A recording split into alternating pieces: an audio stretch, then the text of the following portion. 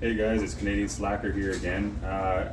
Like last video, I have all the tools for what you need for servicing some electrical in your own place if that's what you still choose to do. Today I'm going to show you how to open up a switch and take it out, replace it if you need to, upgrade from typical toggle switches to Decora. This already has a Decora switch in it right now, but to start with, I mean, typical cover plates, just remove them, and you'll be using a flat blade to take the cover plate off. It's pretty self-explanatory. You just sort of need the tools to do it.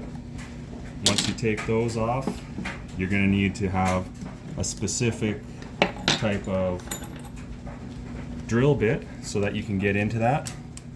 One is either a green Robinson, or you can, a lot of them will work with a Phillips bit. I got a green Robbie today, so we'll take that off. Basically just open these switches up.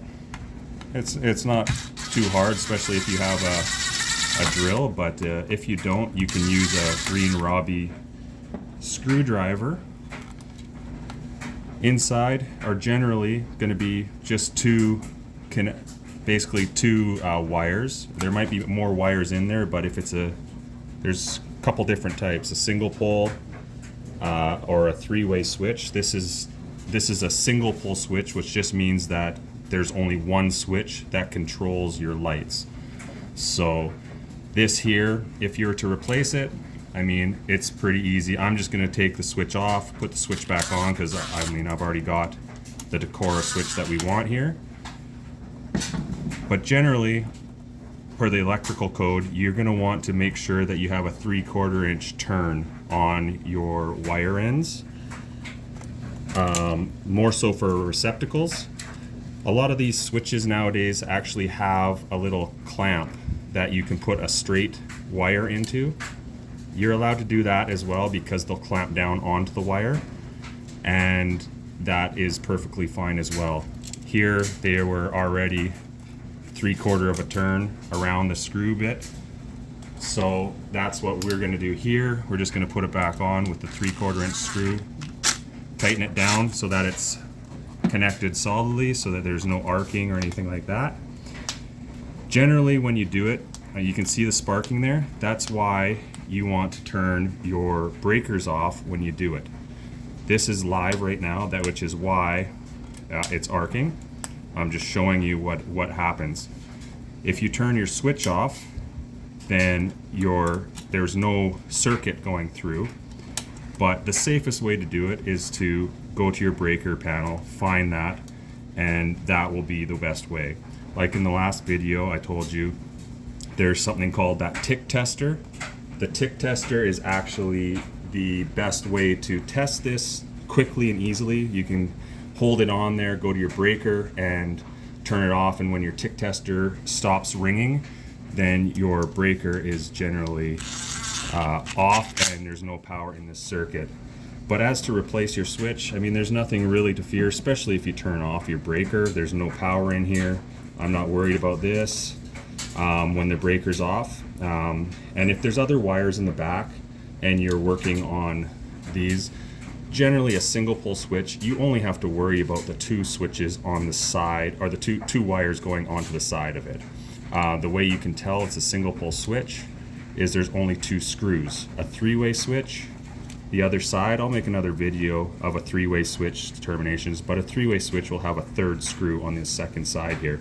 So that's the one that you're going to want to deal with when you're doing it. When you take it out, the switch out, you'll know what it is because the existing switch will be either a 2 screws on it or a 3 screws on it.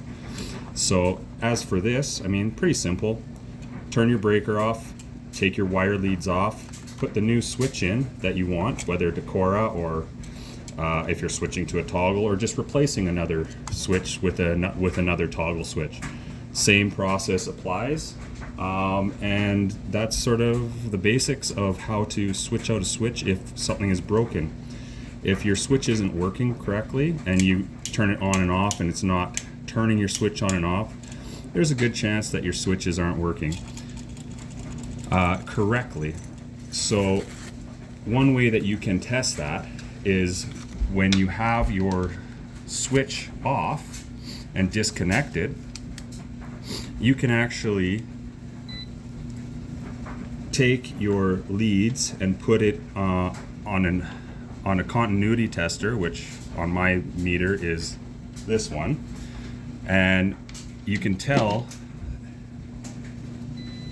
that it rings. For me, it makes that sound like it's making a circuit.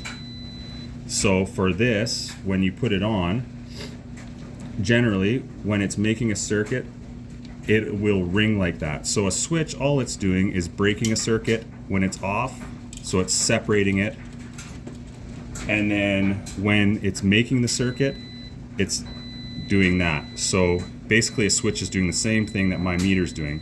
It's on, the light's on. The switch is turned off, it's pulling the contact apart, and so forth. So when you are testing it, you can go across these two leads and it should ring. One when it's on, and when it's if the switch is broken, when it's on, it won't make that ringing sound. So that's a simple way to test the switch. Generally, I mean, if the switch isn't working, most people are just going to take the switch out, put a new one in, bingo bango, you got a new switch that works. And this one is actually for out in my garage here. So I mean, it's off right now, switch is on, switch is off. That's all that's doing. It's one switch, it's controlling the garage lights from one location. And then when you're done, simple as taking it, putting your screws back in, and closing up your cover plates. Just like that. And like I said, you don't need to have drills, you don't need to have any, it just takes a little longer if you're going to do it by hand. So that's all you need to do is take that, put those in, put your cover plates back on. Once the cover plate's back on, get that in place here. Once your cover plate's back on, then you can go back, find your breaker that you've already located in your panel box, and you can go from there, turn it back on, go back to the locations that you were working for, that switch controls, and make sure that the lights come on and off. And from there, it's pretty much done. So other than that, that's just a simple single pole switch, and controls one location. If you ever have a switch that you need to switch out, that's as simple as it is. Make sure you're safe. As any electrician will tell you, or should be telling you, the safest route is to make sure you disconnect your power before you do it. I did not, so that I could show you that when it's live, it'll arc out if you don't. But when you do it as a homeowner, you're gonna want to turn off your breaker, and that'll ease your anxiety about trying to play with power that's live and switching out a switch. If you turn the breaker off, there's no power there, you can do it without worrying about shocking yourself, basically.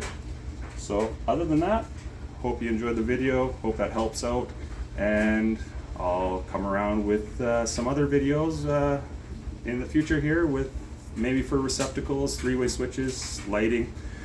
So yeah, if you want some more information about different electrical things you can do in your house, keep looking for future videos. Canadian Slacker, have a good day.